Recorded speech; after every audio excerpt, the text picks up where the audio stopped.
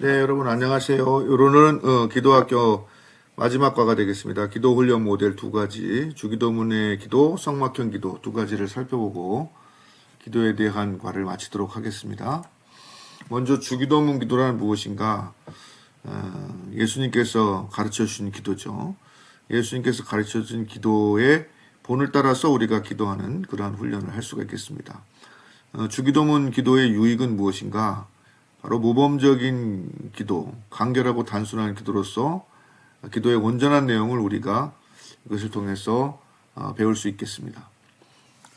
주기도문의 실제를 한번 볼까요? 마태복음 6장 9절에서 13절 사이에 가장 자세하게 표현되고 있는 게 첫 번째 기도 내용은 무엇입니까? 바로 하나님의 이름을 찬양하는 것이죠. 9절에 하늘에 계신 우리 아버지여, 아버지여 이름이 거룩히 여김을 받으시오며, 하나님의 이름이 거룩히 여김을 받기를 위한 기도를 먼저 하고 있습니다. 우리의 기도도 하나님께 영광을 돌리는 기도를 먼저 하는 것이 좋겠죠.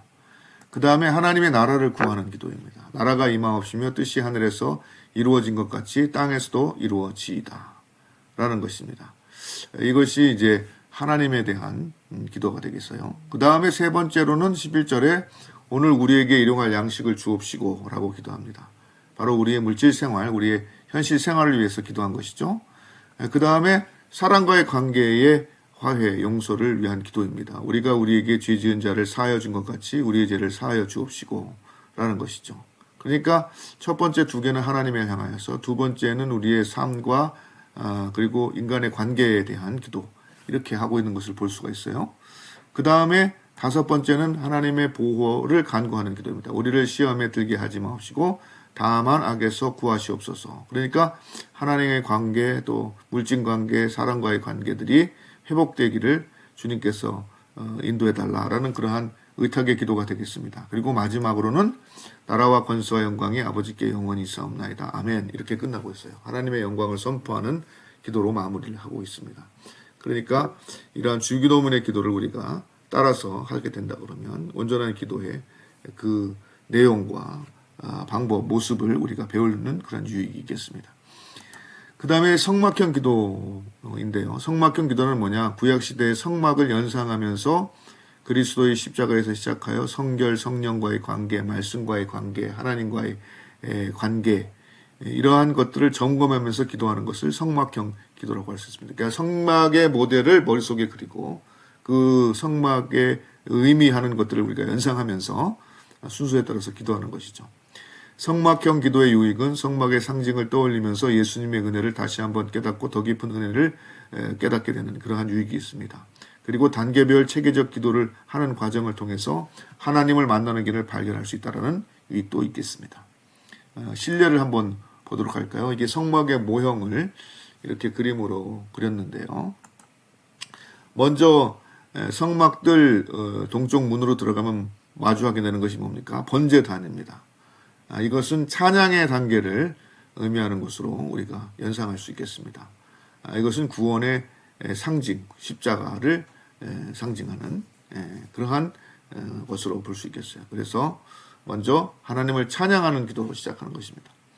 그 다음에 두 번째, 성소에 들어가기 전에 물두멍이 있습니다. 이것은 제사장들이 제물을 씻거나 자신의 발을 씻는 이러한 용도로 거기다 둔 것이죠. 성소에 들어가기 위해서 정결케 하는 것이죠.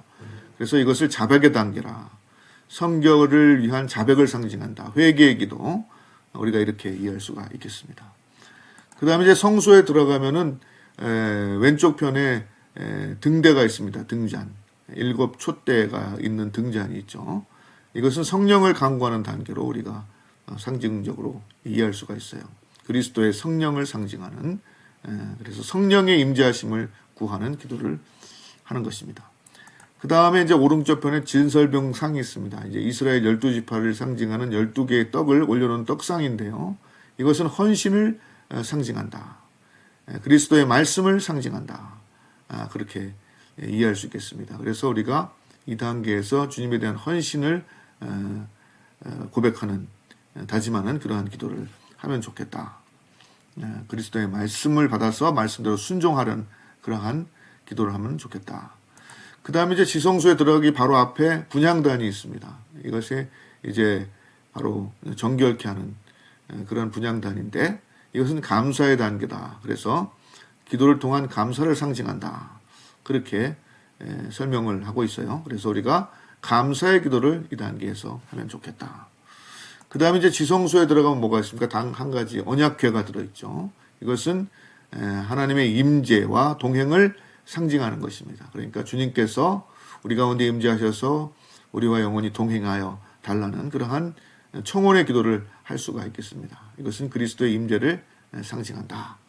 이렇게 볼 수 있겠어요. 그래서 이 성막의 모형을 우리가 머리를 그리면서 하나님께 우리가 감사를 올리고 이렇게 순서대로 그래서 마지막에 그리스도의 임재와 성령님의 동행하심을 간구하는 이런 기도로 마친다 그러면 이것도 좋은 기도 훈련의 방법이 되겠습니다.